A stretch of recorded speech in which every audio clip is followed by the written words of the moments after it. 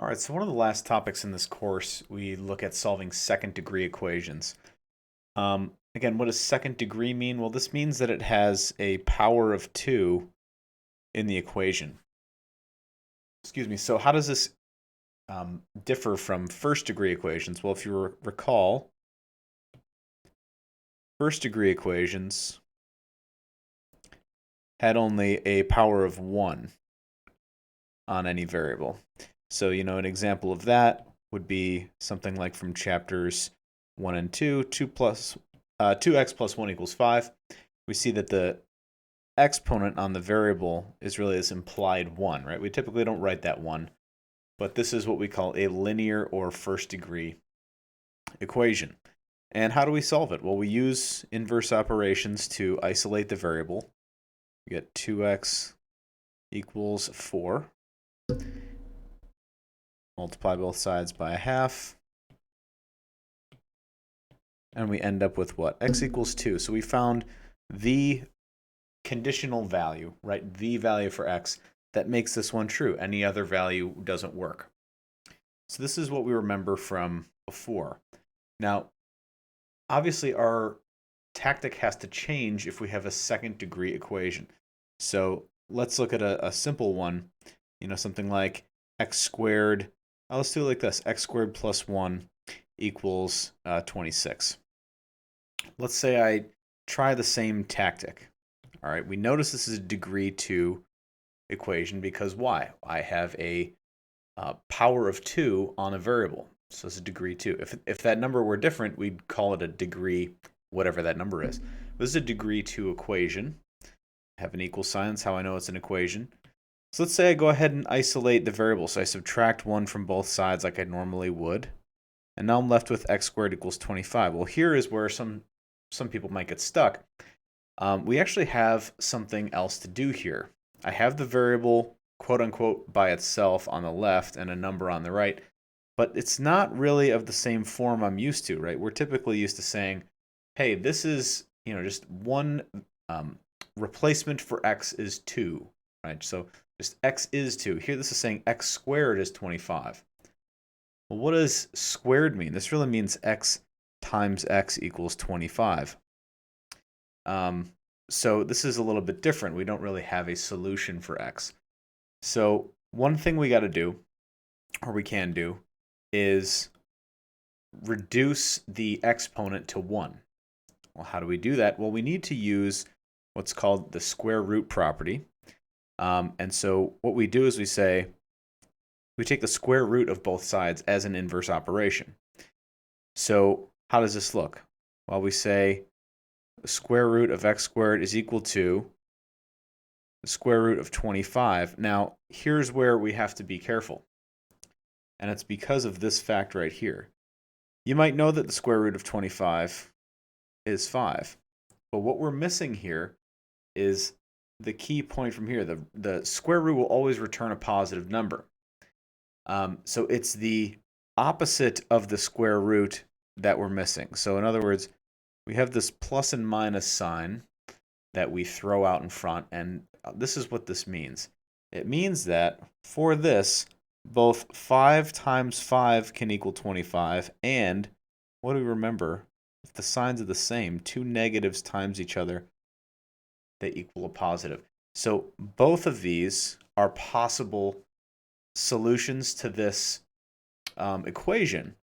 And so we use this plus minus sign, plus and minus 5, to signify x equals 5 or x equals negative 5. And it's the inclusive or where both of these are allowed. Okay, so when we take the square root of both sides, the big thing to remember is that you always have two options that solve the equation. Why? Well, because of this right here. Any number squared, if it's positive, becomes positive, and if it's negative and you square it, it becomes positive. All right, so let's look at one more here. So let's say we're solving for p, and I've got 2p squared. Let's say I've got 3 minus 2p squared equals what? say 40, negative 45. Will that help us? Nope, not negative 45. We want this to be, all right, negative 29. That will be best. So here, again, isolate the variable. That's still the tactic we want to employ if it's set up like this.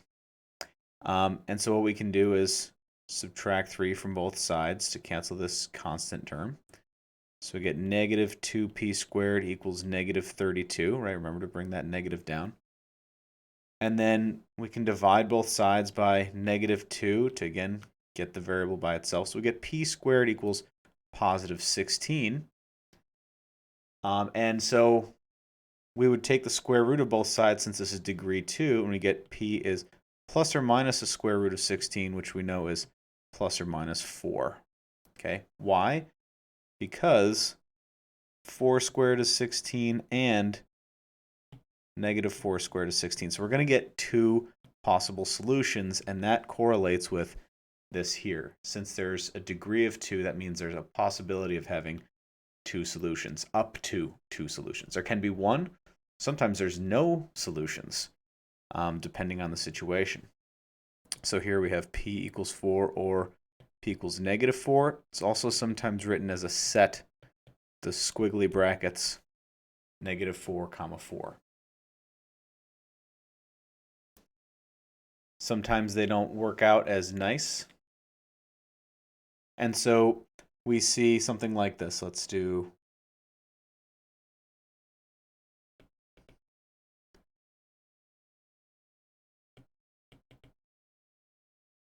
all right, something like this. So again, we see we can maybe solve both sides, or rather isolate the variable. All right, so we divide by 3 on both sides. Y squared equals 7.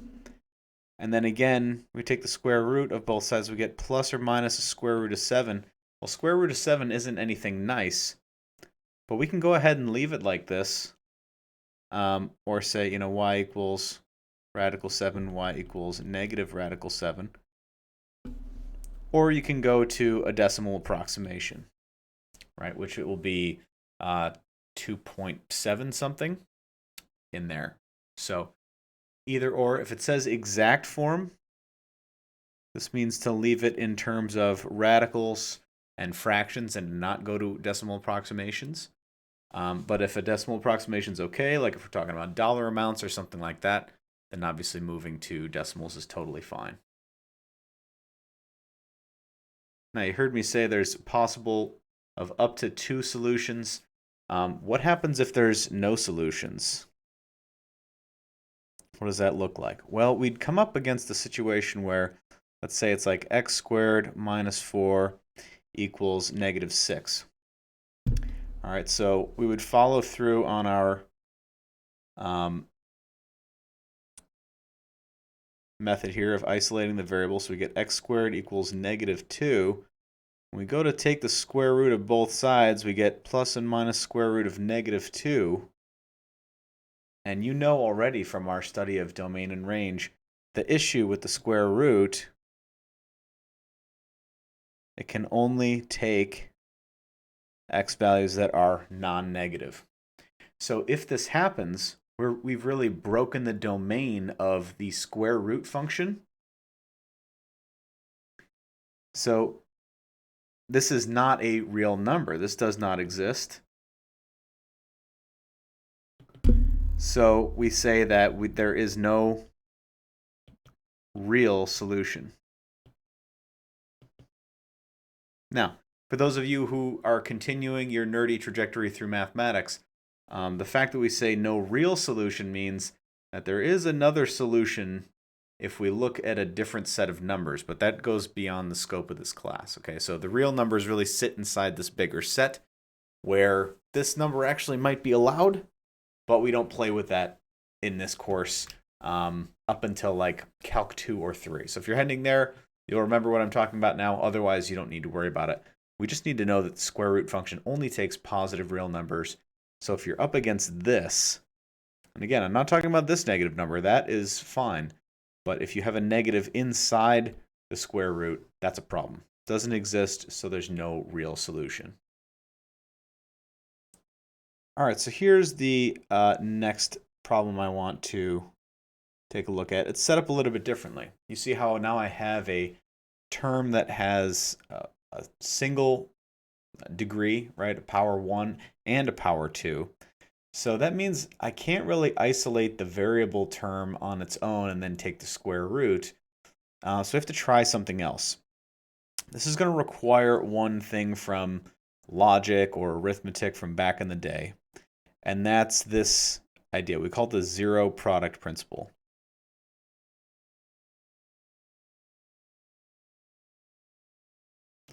And what the zero product principle says, it says if you have some number times another number and that product is 0, then one of those two numbers had to have been 0. So we got to think about this for a second, right? If you take any two numbers, think about, 0.01 and 100, or, 1/5 and, negative 2,000, negative 20,000. Whatever two number combo you come up with, doesn't matter what each of these are, if they're not 0, then this product will not be 0.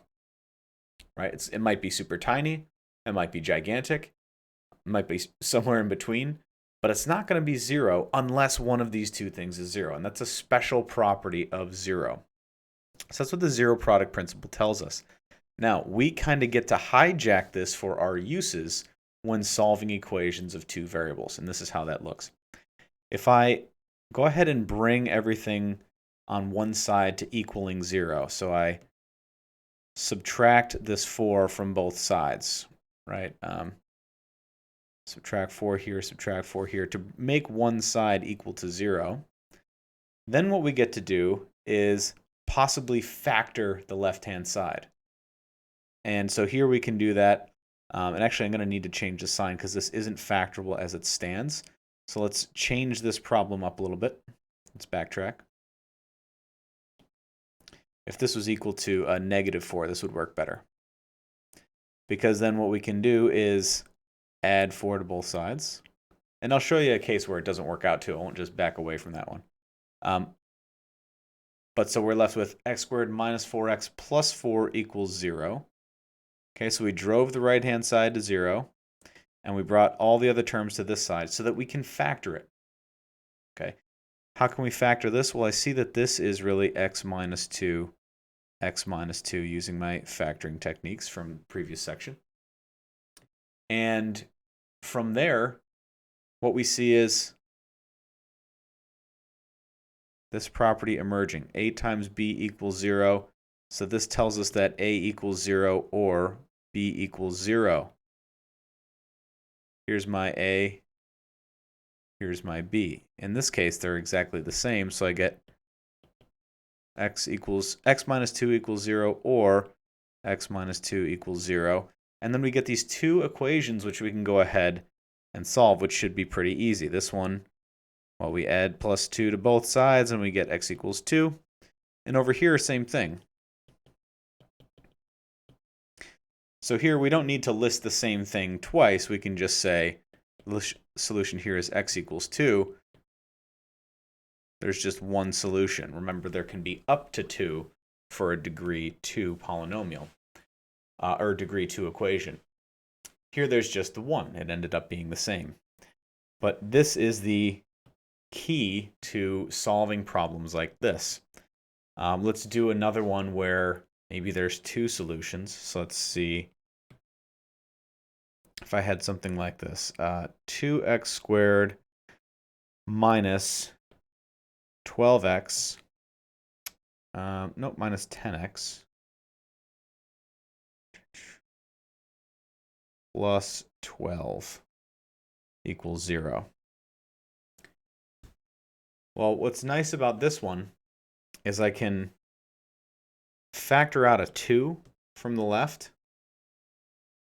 And really, one way you could think about it is multiplying both sides by a half.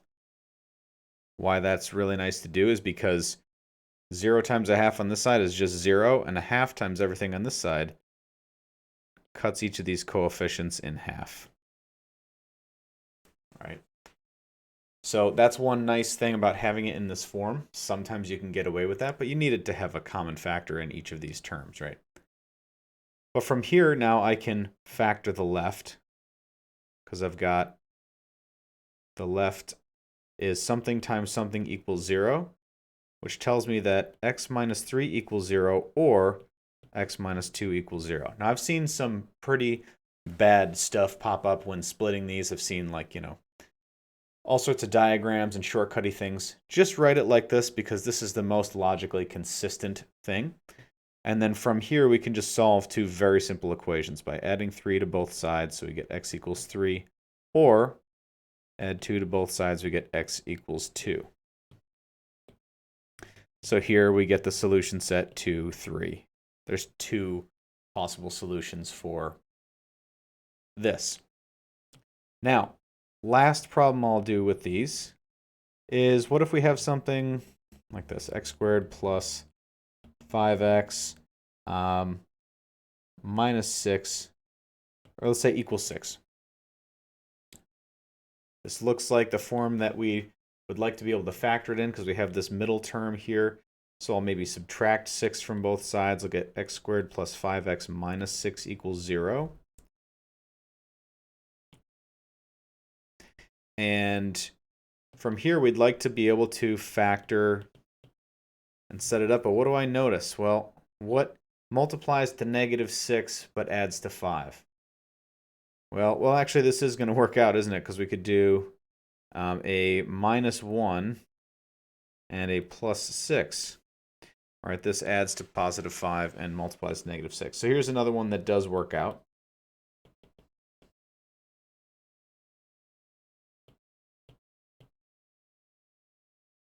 And then we can solve this as becomes x equals negative 6 or x equals positive 1. Because I add 1 to both sides. I subtract 6 from both sides on this one. So not too bad. So I wanted to show you one where it broke. So take that as like a freebie.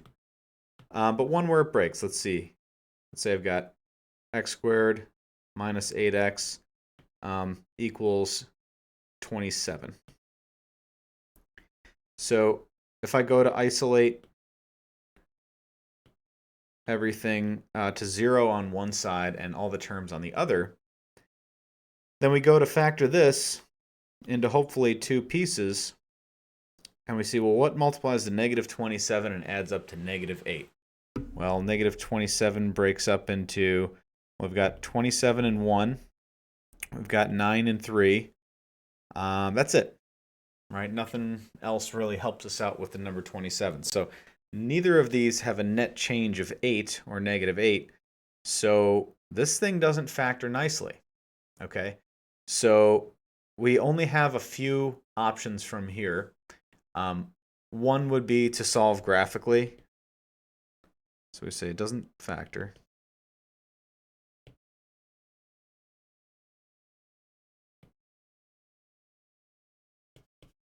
Because this is not going to be a nice equation that we can do out by hand.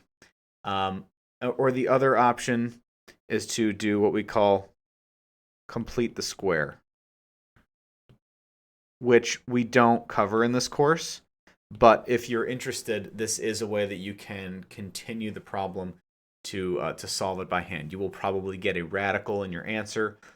It is not too difficult, but again, it's not something we cover here. We cover it in later courses. So those are the two main methods of handling equations of second degree. Again, what does second degree mean?